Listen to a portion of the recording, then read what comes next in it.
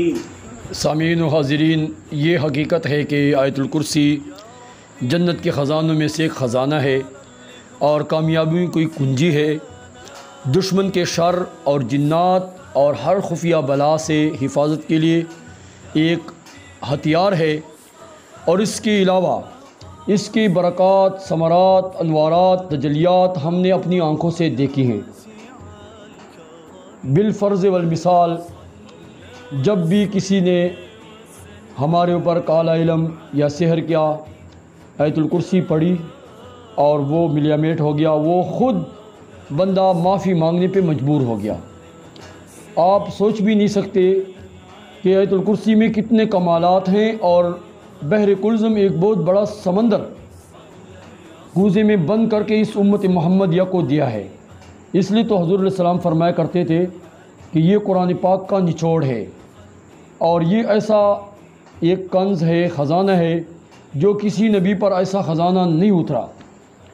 اور نماز کے بعد پڑھنے والے کے درمیان اور موت اور جنت کے درمیان صرف حائل ایک موت ہے، یعنی آیت الکرسی پڑھنے والے کے لیے جنت واجب ہے۔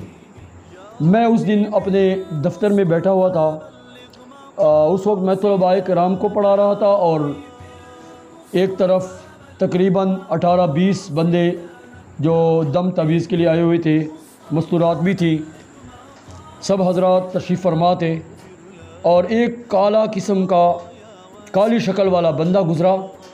اس نے کپڑے بھی کالے پہنے ہوئے تھے، پگڑی بھی کالی اور داڑھی بھی کالی کی ہوئی تھی، اور 70 سے لے کر 80 تک کی عمر تھی اس کی۔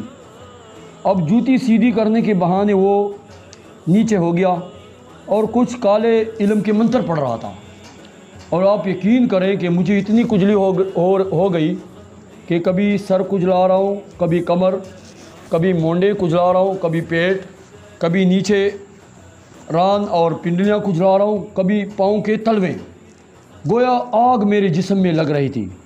میں نے جب غور سے دیکھا تو دفتر کے شیشوں سے باہر مجھے بندہ نظر آ رہا تھا، دروازہ کھلا تھا۔ ایک بندہ جوتے کا تسمہ ٹھیک کرنے کے بہانے جھکا ہوا ہے اور میری طرف کن آنکھوں سے دیکھ رہا ہے اور کچھ پڑھ رہا ہے۔ میں نے فوراً ہی آیت الکرسی کا سہارا لیا، اور پہلے تو مجھے اس آنن فانن میں، اس وحشتناک منظر میں آیت الکرسی سرے سے زبان یاد نہیں آئی۔ ولا یعود حفظہما وہو العلی العظیم، یہاں سے میں نے شروع کر دی۔ اس کے بعد پھر اللہ لا الہ الا هو الحی القیوم پڑھنا شروع کر دیا، اور جیسے ہی میں نے پوری آیت الکرسی پڑھ لی، آپ یقین کریں کہ میرے جسم کو آرام آ گیا۔ اور پھر ساتھ میں بیٹھے ہوئے جتنے لوگ تھے، ان لوگوں کو کجلی ہونے لگی، ہاتھ خارش کر رہے ہیں، سر کے بال نوچ رہے ہیں، کبھی ادھر کبھی ادھر، ایسی کجلی ہو رہی تھی کہ سب حیران۔ اس بندے کو بھی پتہ چل گیا کہ میری شیطنت کو اور میری سازش کو، میری دجل کو یہ سمجھ گئے ہیں۔ بس اس نے تھوڑا تیز رفتاری کے ساتھ گیئر لگا لیا، پیدل تھا، پیادہ جا رہا تھا۔ بس میں اپنے کام میں غرق، ادھر پڑھائی سے جب فارغ ہوا، لوگوں کے مسئلے مسائل سننے لگا، تو میں نے پھر بعد میں دیکھا ہمارے سامنے ایک میکینیکل کی دکان ہے، اس میکینیکل کے پاس کرسی پہ وہ سامنے بیٹھا ہوا ہے، پھر وہاں پہ کچھ پڑھ رہا ہے، اور پڑھنے سے مجھے جو ہے دل پہ اور دماغ پہ بوجھ سا آ گیا، اور آنکھوں پہ تاریکی چھا گئی۔ اب میں نے ادھر ساتھ والے لوگوں کو متوجہ کیا، میں نے کہا جو آپ کو تکلیف ہوئی تھی، یہ بندہ پہلے ادھر جا رہا تھا، اب سامنے بیٹھ گیا ہے، یہ کچھ پڑھ رہا ہے۔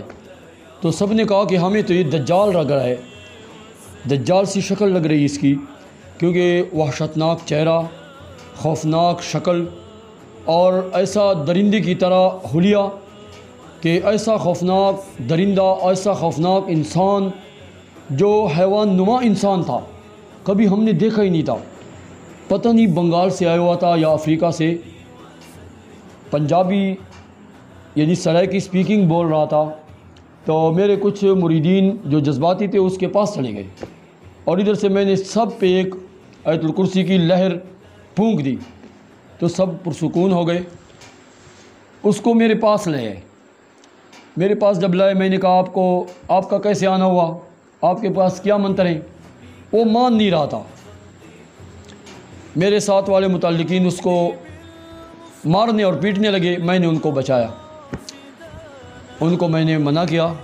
میں نے کہا دیکھو یہ ہمیں دور کا کوئی مسافر لگتا ہے، کوئی مہمان لگتا ہے، اور حضور علیہ السلام نے فرمایا کہ مہمانوں کا تمہارے اوپر حق ہے، یہ مسافر ہے، لیکن بھائی جان آپ کا یہ حق نہیں ہے کہ کسی مسلمان کو آپ اذیت سے تکلیف سے دوچار کریں، کسی کو آپ کسی مصیبت میں مبتلا کریں۔ اگر آپ کسی کام پہ مامور ہو ہمیں اذیت دینے پہ، تو آپ کھل کے بتا دیں بھئی اس منافقت کا کیا فائدہ ہے، اس چھپانے کی کیا ضرورت ہے، ہمیں بتا دیں آپ کی ہمارے ساتھ کیا عداوت کیا دشمنی ہے، ہم نے آپ کا کیا بگاڑا ہے۔ تو اس نے بتایا کہ میں بعد میں آؤں گا آپ کو یہ بات بتاؤں گا۔ میں نے کہا آپ کا چہرہ روز محشر سے پہلے اور روز محشر کے بعد اللہ پاک کبھی ہمیں نہ دکھائے، لیکن آپ کا یہ طریقہ کار اور سسٹم صحیح نہیں ہے۔ کسی بھی انسان کو، کسی بھی پیارے نبی کی پیاری امت کو تکلیف نہ دیا کرو۔ بہترین آدمی وہ ہے جو دوسروں کو نفع دے، اور ایمان کا ادنا درجہ یہ ہے کہ اگر کسی کو نفع نہیں دے سکتے ہو تو نقصان نہ دو۔ تو میرے دوستو یہ تو ایک جزوی واقعہ میں نے اپنا آنکھوں دیکھا آپ کو ذکر کر دیا۔ ہزاروں ایسے واقعات ہیں کہ پسٹل اٹھا کے کوئی آپ کو گولی مار رہا ہے، اس کی گولی نہیں چلی، پسٹل کا جو بٹن ہے وہ گتی فیل ہو گئی، یا اس کی گولی فیوز ہو گئی، یا دشمن کا وار خطا ہو گیا، ہتھیار اس کے بالکل کند ہو گئے اور آپ کے اوپر وار چلا نہیں۔ یہ آیت الکرسی کی برکت ہے۔ اس لیے ہر بندہ صبح و شام آیت الکرسی پڑھا کرے، ہر نماز کے بعد 5 وقت بھی آیت الکرسی کا ورد کیا کریں۔ یہ مومن کے لیے ڈال اور ہتھیار ہے، اور ایک بہت بڑی دعا ہے، اور جنت کا ایک خزانہ ہے۔ اللہ پاک ہمیں آیت الکرسی کی اہمیت سمجھنے کی اور اس کے پڑھنے کی توفیق عطا فرمائے۔ وآخر دعوانا ان الحمد للہ رب العالمین۔